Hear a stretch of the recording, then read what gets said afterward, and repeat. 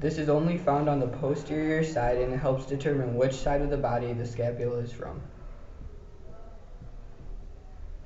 This is found on the lateral end of the spine and it is where the scapula articulates with the clavicle.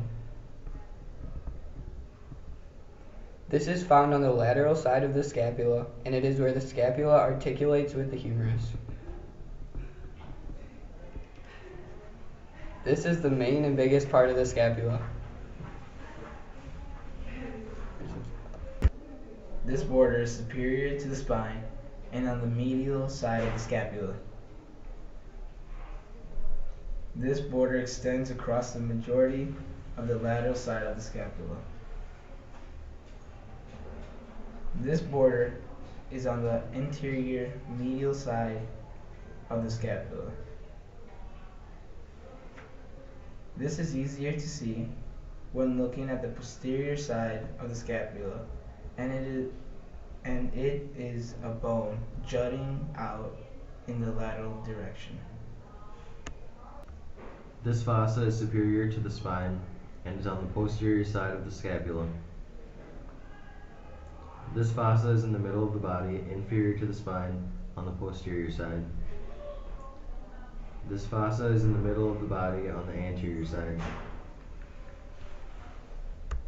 This articulates with the glenoid cavity of the scapula.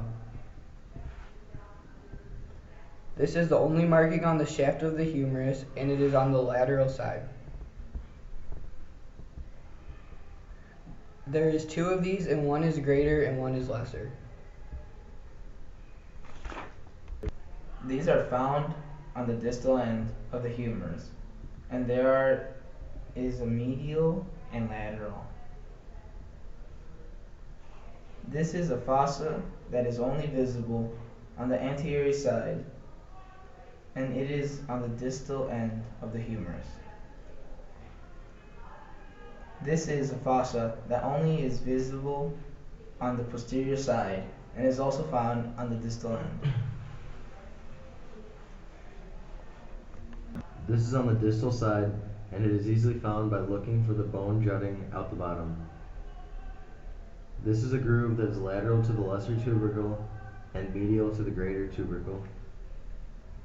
This is found only when looking at the anterior side and is the entire distal end.